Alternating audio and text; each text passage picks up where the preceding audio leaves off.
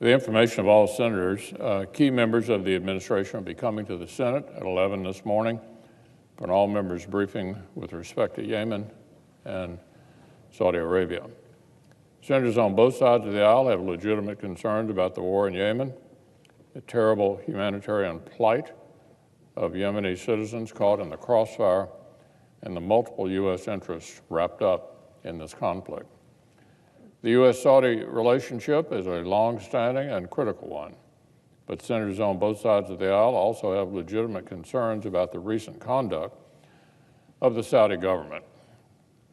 All of us want to see our critical foreign partners behave responsibly.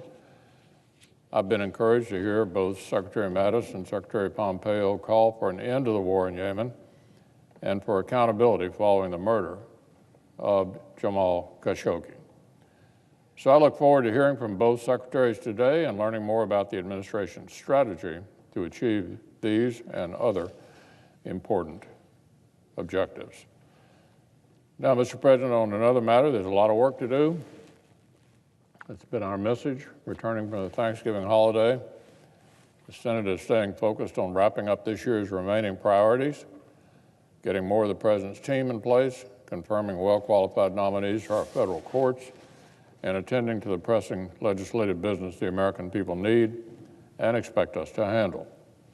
Yesterday, the nomination of Stephen Vaden to serve as General Counsel at the Department of Agriculture was confirmed with bipartisan support, and the motion to advance the nomination of Karen Kelly for Deputy Secretary of Commerce cleared by an even wider margin.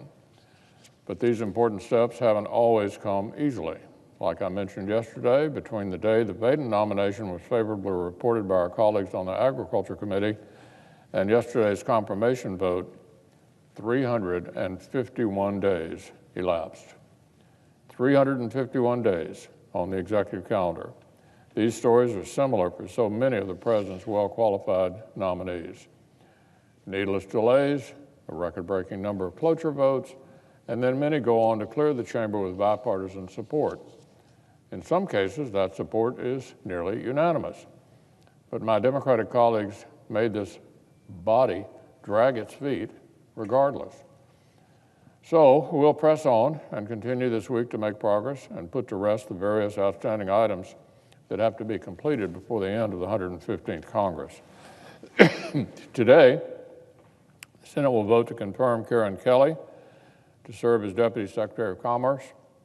By any metric, Ms. Kelly has the experience and economic acumen to continue a record of outstanding service in that role, a record she's already begun by serving capably in an acting capacity since last year. I hope each of my colleagues will join me in voting to confirm her. Then, Madam President, the Senate will turn to consideration of a judicial nominee, Thomas Farr, to be a U.S. District Judge for the Eastern District of North Carolina. Mr. Farr is a graduate of Hillsdale College, Emory Law School, and Georgetown University. Over a nearly 40-year career in law, he's developed expertise in labor relations and constitutional law. The American Bar Association Standing Committee on the Federal Judiciary, a body that's frequently been held up by our Democratic colleagues as the gold standard, has awarded Mr. Farr its highest possible rating, unanimously well qualified. Our friend Senator Burr has testified that his fellow North Carolinian has, quote, the requisite expertise, character, and judgment required for the federal bench, and that he will serve in this role honorably. So I would urge all of our colleagues to join me in voting to advance this nomination later today.